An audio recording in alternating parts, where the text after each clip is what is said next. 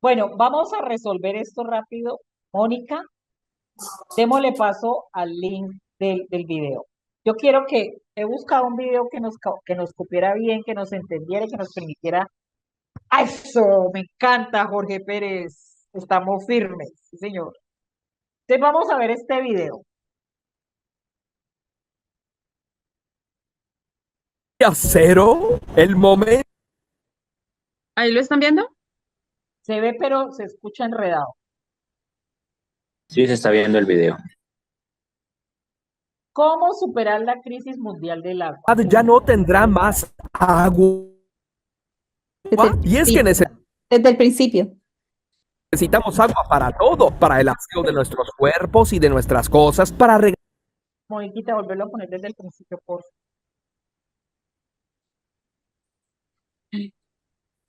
Perdón. Segundo, yo lo pongo.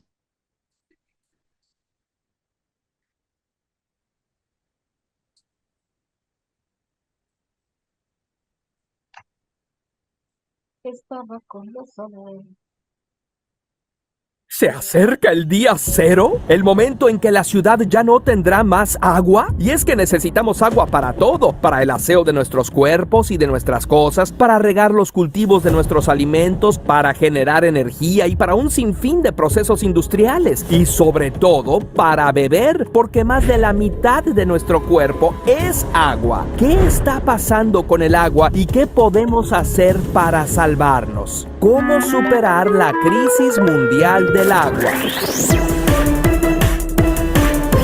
Pero si el 70% del planeta es agua, ¿cómo puede ser que sea escasa? Bueno, para empezar, es el 70% de la superficie del planeta lo que está cubierto de agua. Si juntáramos toda el agua del mundo en una esfera, su diámetro sería más o menos igual a la distancia que hay entre la Ciudad de México y Tegucigalpa. Pero casi toda es salada. El agua dulce sería solo esta otra esferita de apenas 273 kilómetros de diámetro, la distancia entre la Ciudad de México y Guanajuato.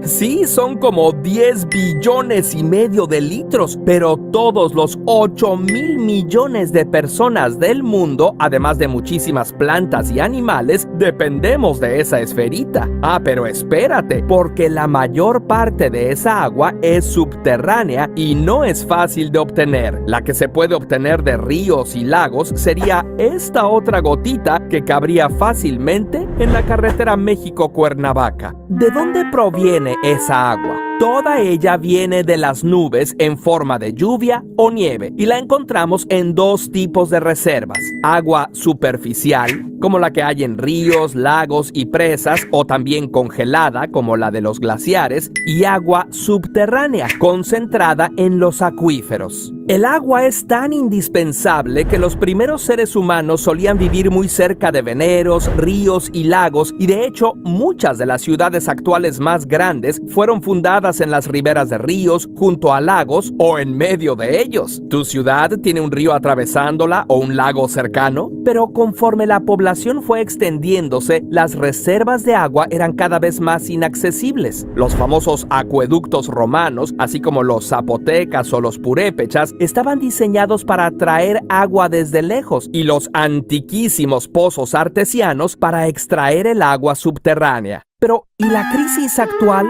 ¿Cuáles son sus causas? Hay tres grandes culpables. La primera causa es simplemente que consumimos más agua. Con la revolución industrial, la población aumentó y con ella sus necesidades y la complejidad para hacer accesible el agua a todos. Y en los últimos 100 años, el consumo de agua ha aumentado dramáticamente. Pero la cuestión es que no solo somos más que antes, sino que consumimos de manera diferente. ¿En qué nos gastamos el agua? En América Latina, de cada 10 litros de agua dulce, se usan 7 en actividades agropecuarias, 1 en actividades industriales y 2 en usos municipales y domésticos. Pero la tendencia es a industrializarnos más, y países como Estados Unidos y Canadá dedican 5 de cada 10 litros al campo, casi 4 a la industria y apenas poco más de 1 a servicios urbanos. En países como Colombia, el consumo promedio de agua por habitante es de unos unos 600 metros cúbicos cada año, mientras que en Estados Unidos se gasta más del doble. Si todos los países imitáramos los modos de consumir de los países ricos, nos quedaríamos sin agua mucho más pronto. Y es que incluso centrándonos en los gastos agropecuarios del agua, no todos los alimentos son igual de costosos. Producir 1 kilo de carne requiere de unos 15,000 litros de agua, mientras que 1 kilo de arroz se lleva unos 2,500. 1 kilo de jitomate, poco más de 200 litros.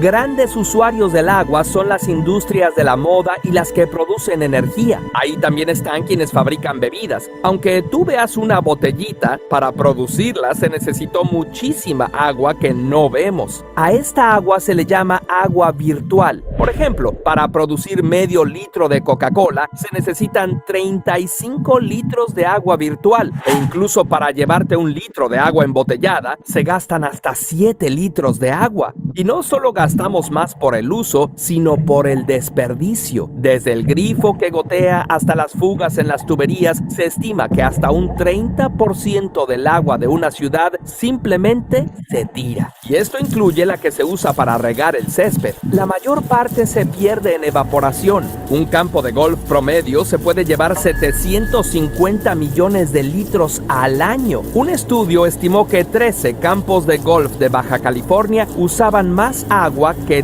toda la agricultura de la zona. Y aunque por ley deben usar prioritariamente agua tratada para mantenerse verdes, es agua que podría usarse para otros fines. La segunda causa es que estamos ensuciando el agua. Aunque hay lugares donde es abundante, que sea segura para el consumo es otra historia. Se estima que hasta un 80% del agua que ensuciamos la devolvemos a la naturaleza sin tratarla. Y ahí va la que usamos para el drenaje de nuestros baños y fregaderos, pero también la que usan las grandes industrias. En Jalisco, México, por ejemplo, el río Santiago se ve así. Además de llevar las aguas negras de toda la ciudad y estar llena de bacterias fecales, también tiene agroquímicos, arsénico, cadmio, plomo y otras sustancias tóxicas después de que 280 industrias como Hershey's, Nestlé y Honda descargan sus contaminantes en su caudal. La tercera causa es nuestro viejo enemigo, el cambio climático. El aumento de las temperaturas, oh sorpresa, incrementa el índice de evaporación de las aguas superficiales, haciendo que las reservas duren menos. También los cambios en los patrones de las lluvias hacen que haya sequías más severas en algunos lugares y tormentas catastróficas en otros. Y el agua que provoca desastres no se puede aprovechar, más bien contribuye a la erosión. Los bosques juegan un papel muy importante en el ciclo del agua porque, además de que gracias a la evapotranspiración son como la cuna de las nubes, en sus suelos se forman los ríos y se recargan los acuíferos subterráneos. Por ejemplo, el bosque La Primavera en las cercanías de Guadalajara, México, es una reserva natural que actúa como una fuente esencial de agua para la región. Pero si se continúa deforestando y construyendo, se impide la infiltración de agua y se ponen en riesgo los servicios ambientales que nos da. Estas tres causas se ven agravadas cuando las políticas públicas favorecen a los intereses económicos por encima de la protección del medio ambiente y el bienestar de los habitantes. Por poner un ejemplo, en México, en 2018, el presidente que estaba por salir firmó 10 decretos que permiten la extracción de agua de 300 ríos, lo que, según organizaciones ecologistas, benefició principalmente a empresas mineras y extractivistas. La crisis del agua ya ha afectado grandes zonas urbanas. En 2018, Ciudad del Cabo, en Sudáfrica, tuvo tal escasez de agua que anunció que habría un día cero, el día en que las reservas de agua no alcanzarían para abastecer a la ciudad. Para solucionar este problema, se promovió la gestión responsable del agua mediante campañas educativas y restricciones en la distribución. La crisis también impulsó la búsqueda de soluciones alternativas como la recolección de agua de lluvia y la perforación de pozos privados. Además, se exploraron métodos agrícolas más eficientes. Aunque la ciudad evitó la llegada del día cero gracias a estas medidas, y al providencial regreso de las añoradas lluvias, la situación resaltó la necesidad de una planificación a largo plazo y la importancia de abordar el cambio climático y el crecimiento poblacional en otras ciudades para evitar una escasez similar. La Ciudad de México enfrenta una crisis similar. Aunque oficialmente no se ha anunciado un día cero, es cierto que el sistema Cutzamala, la red de presas, plantas de tratamiento y tanques de almacenamiento que provee a la ciudad, en enero de 2024 estaba a solo una tercera parte de su capacidad, lo que pone en riesgo a una cuarta parte de la población de la ciudad, quienes ya están pasando por el racionamiento de agua. Se ha dicho que el día cero podría llegar hasta el año 2050 o tan pronto como en junio de 2024, y este escenario está latente en muchos lugares del mundo. Sea como sea, no hay tiempo que perder. ¿Qué podemos hacer para solucionarlo? A nivel individual y familiar, podemos contribuir con las siguientes acciones. 1. Cuidar el agua, reparar fugas, cerrar los grifos mientras no se usan y limitar el tiempo de las duchas y no gastar agua en tareas innecesarias.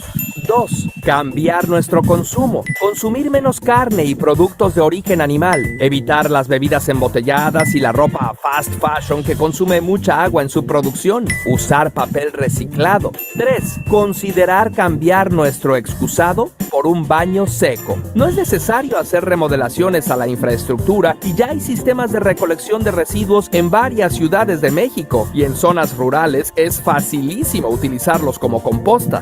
4. Instalar sistemas de captación de agua en nuestras casas. Algunas ciudades incluso ofrecen apoyos si no tienes recursos para costearlos. Aunque este tipo de medidas pueden ayudar bastante, se quedan cortas si no hay políticas públicas que las acompañen. Debemos insistir en que quienes toman decisiones que afectan a todos, como funcionarios públicos o empresarios, le dediquen tiempo y recursos a implementar medidas como estas. 1. Que inviertan en la investigación y desarrollo de tecnologías que mejoren la eficiencia en el uso del agua en la agricultura, la industria y los hogares. 2. Que restauren y protejan las cuencas hidrográficas y los ecosistemas acuáticos y bosques que contribuyen a la recarga de acuíferos y a la regulación del flujo del agua. Eso incluye evitar el acaparamiento y la contaminación del agua por grandes empresas. 3. Que se invierta en mantenimiento y reparación de los sistemas para evitar fugas y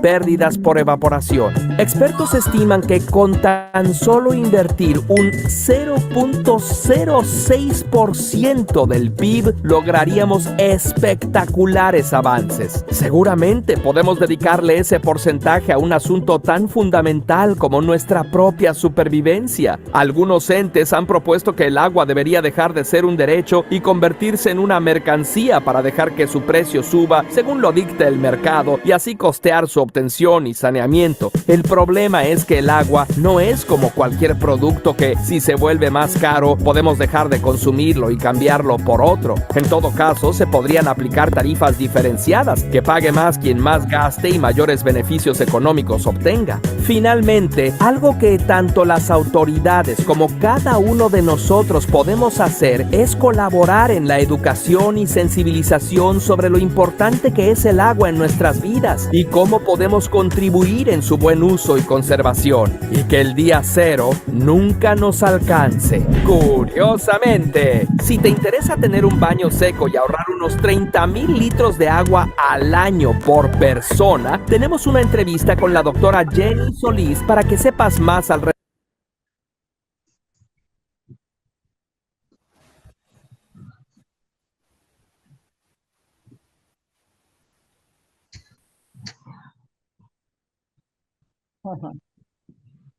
Listo. Vamos a hacer la retroalimentación.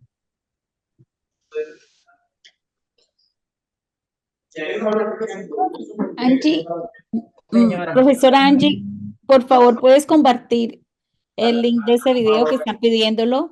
Compañeros están Yo lo pidiéndolo comparto para... al WhatsApp.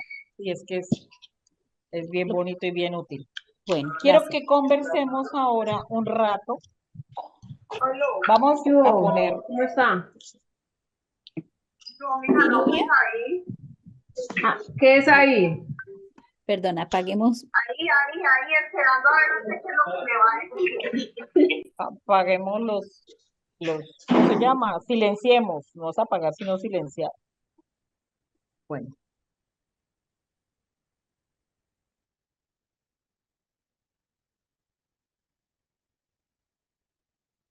entonces vamos a, digamos, hacer la evolución creativa juntando los dos elementos, lo que vimos de crisis y lo que vimos de la crisis del agua, que vale la pena pues como que nos ocupemos en eso.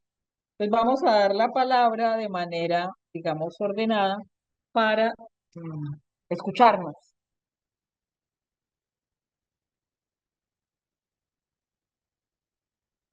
¿Quién quiere tomar la palabra de primero? Evelyn, ¿manejas lo de la palabra nuevamente? Adelante, Mónica Garzón. Levantó la mano Mónica y sigue luego Kevin. Mónica, adelante, activa el micrófono, por favor.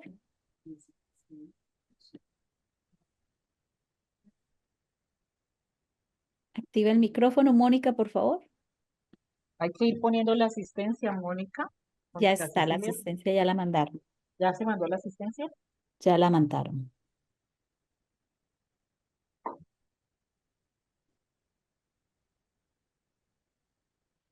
Bueno, Mónica todavía no ha logrado activar. Kevin, adelante. Y se prepara Jorge Jiménez. Muy muy buenas noches para todos. Buenas noches. Bueno, hoy llegué un poquito tarde al encuentro porque quiero compartir la experiencia acá en la costa, acá en el Caribe colombiano. Se está impulsando una acción popular que presentó la representante a la Cámara, Ingrid Aguirre, en contra de Aire y Afinia, que son las dos empresas de servicios de energía eléctrica acá en la costa. Y nos ha pedido que todos los ciudadanos de la costa Caribe coadyuvemos a esa acción popular que presentó en el Tribunal Administrativo del Atlántico. Y hoy estaba aquí en mi municipio, en Pedraza, Magdalena, comenzamos la actividad de recolección de esas firmas, de unos formatos de coadyuvancia a esa acción popular. Entonces, por eso llegué un poquito tarde. Y con relación al tema de la crisis y con la crisis del agua, pues me parece que es un tema más de conciencia alrededor del tema de cómo nosotros aportamos desde nuestras acciones a la conservación del medio ambiente. Entonces, considero que es un tema más de conciencia que de otro en particular. Muchas gracias.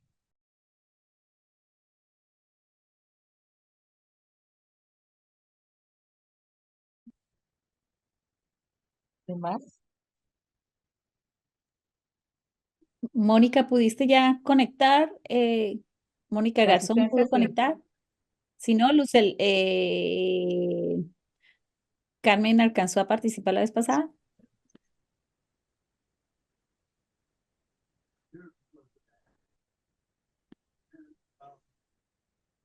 Bueno, Luz Elena, activa tu micrófono, por favor.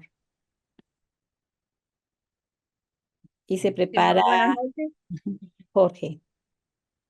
Buenas noches. Buenas noches. Bueno, esto es una tarea, no es difícil, pero tampoco tan fácil. ¿Por qué motivo? Porque las personas son muy tastarudas, y discúlpeme que me refiera así, pero son tercas, que no miran el daño que causan. Entre ellos estamos acá, lo que es el sur de Bolívar, la minería.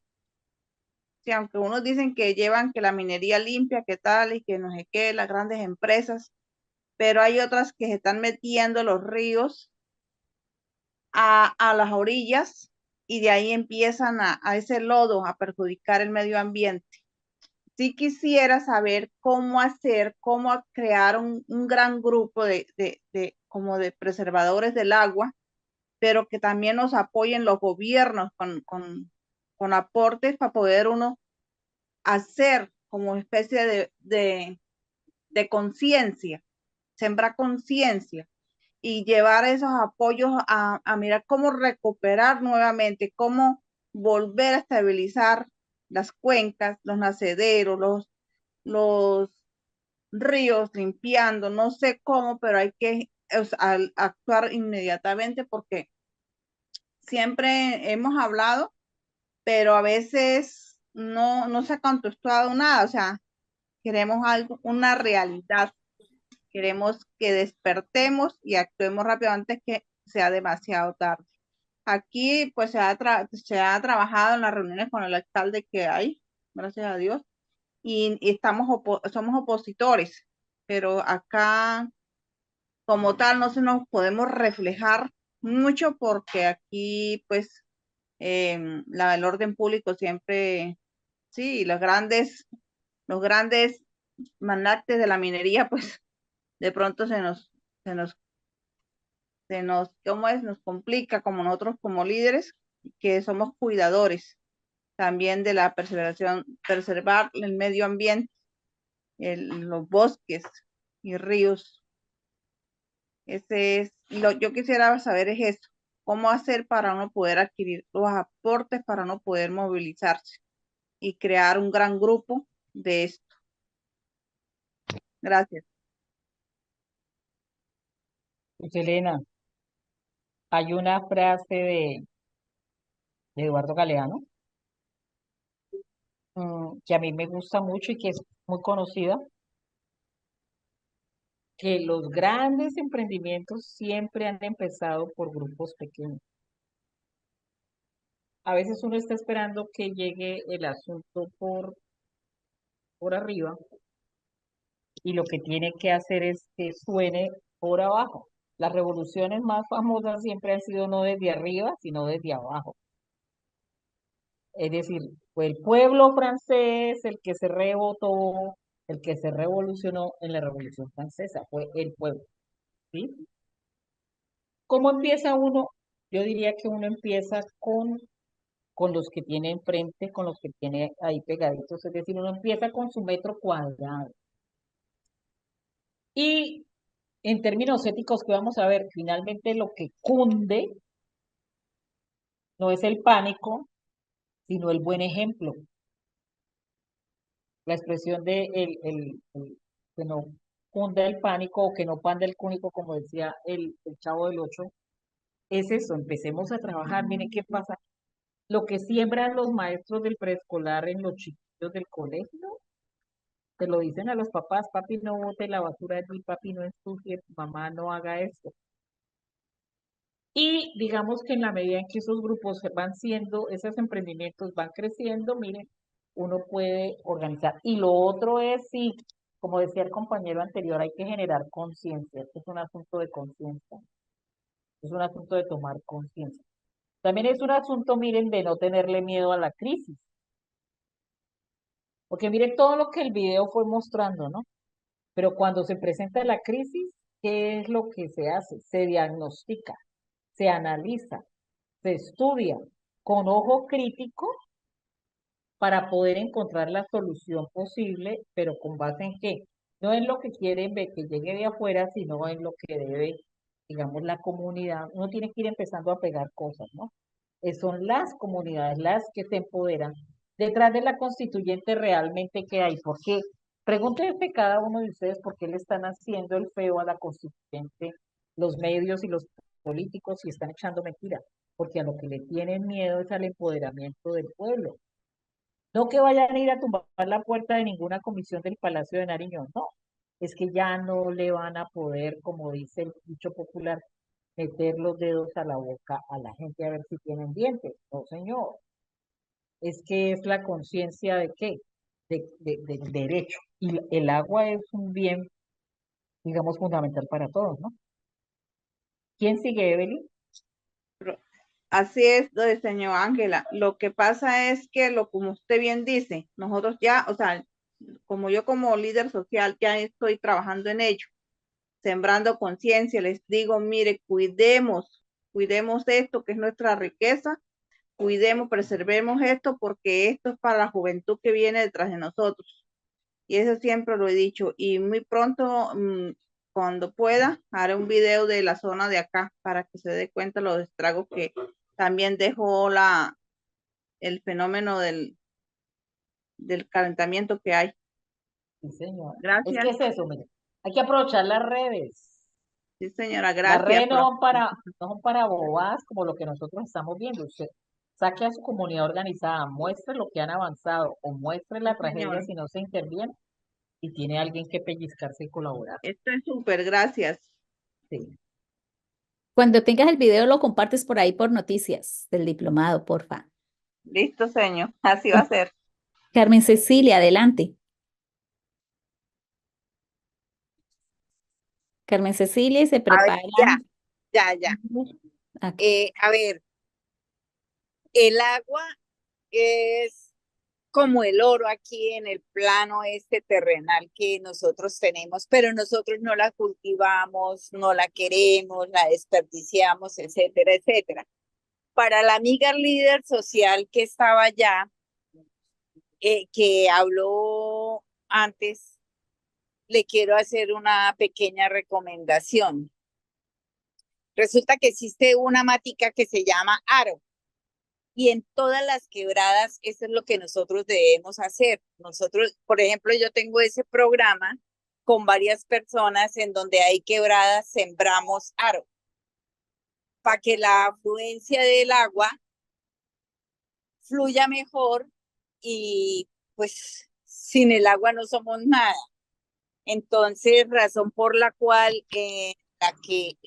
como decía el compañero antes, si tomáramos conciencia de irresponsabilidad y cultura, ¿no? Porque esto es cultura.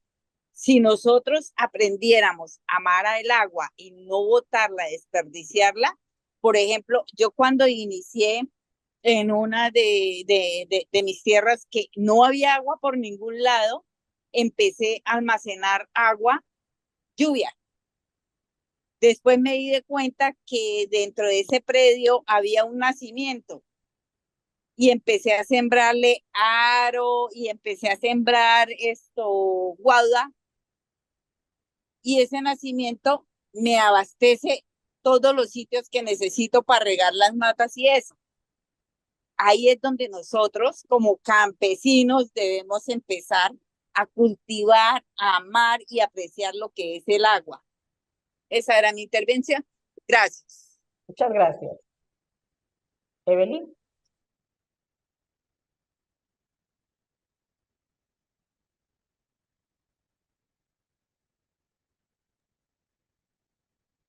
¿Quién sigue, Evelyn?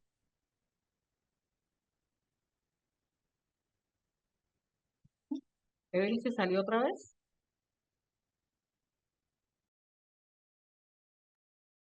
Creo que Jorge Ramírez sigue ahí en la lista de las manitos arriba.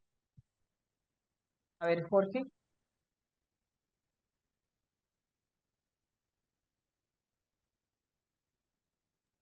A ver, esta sesión de hoy ha estado un poco accidentada por causa de la lluvia y la energía. Pero que llueva, que este país necesita agua. Jorge,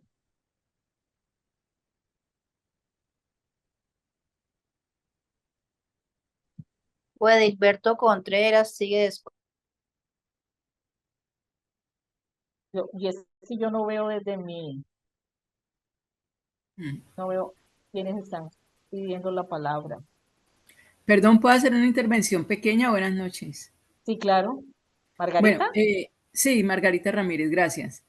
Es que me estoy desconectada mucho rato porque se fue la energía y tenía el celular descargado, pero bueno, ya estoy aquí. No tengo como todo el contexto, pero ahora que están hablando del agua, hace poco estuve leyendo un artículo que decía que la construcción de unidades residenciales ha acabado mucho con el agua porque el hecho de pavimentar, cuando llueve, ya el agua no absorbe, perdón, ya la tierra no absorbe el agua y la lleva hacia los ríos, sino que queda en los andenes, en el pavimento y eso se evapora. Eso es un problema que nadie, o sea, muy poca gente realmente ha dimensionado y las constructoras están obligadas a dejar ciertos metros, cierta cantidad de metros y cierta cantidad de árboles por cada persona, por cada habitante que en promedio está ocupando esos sitios, pero eso no, nadie cumple con eso. Nadie cumple con dejar la cantidad de árboles ni la cantidad de zonas verdes para que haya suficiente oxígeno, y aparte de eso, que cuando llueva, toda esa agua que anteriormente se iba al fondo y llegaba hasta los ríos y todo eso se está perdiendo. Es un problema que nadie ha dimensionado, pero es muy grave. Pues lo que le dice, entre más construyan, menos agua vamos a tener porque menos absorbe la tierra para llevar hacia los ríos. En la parte rural cuidan más el agua que en las ciudades, porque aquí la vemos como muy algo muy comercial. Entonces, como yo tengo dinero, puedo comprar y puedo desperdiciar porque que me cobren, tengo con qué pagar. No hay como esa conciencia de que hay otras personas que necesitan el agua, y esa agua, tratar 1 metro cúbico de agua es costoso. Entonces, no hay esa conciencia de cuidar el agua. Yo por mi casa veo que la gente lava con agua su carro en estos días que está haciendo tanto verano, que lavan un antejardín, o sea, unas cosas exageradas. Y si no les dice, pues se molestan, porque yo le he dicho a los vecinos, no gaste tanta agua, que mire que hay escasez, hay mucho verano. Y no, vecina, no me preocupe que el recibo lo pago yo. Después uno se queda sin palabras para no pelear, pero es muy triste, ¿no? A mí me dan ganas de llorar. Digo, qué tristeza monetizar todo, como que todo es la parte de plata y no importa nada. Entonces, eso sí me duele, me parece muy lamentable, porque veo que en el campo cuidan más el agua que aquí en las grandes ciudades. Gracias. Muy bien, gracias. ¿Quién más está allí que quiera intervenir? A ver, Señor Angélica, ¿puedo participar? Porque yo alcé la puedes mano. No sé. participar porque no veo. Juan Ramón. Henry Vargas. Ajá, bueno, a ver, Henry. Bueno, con relación a lo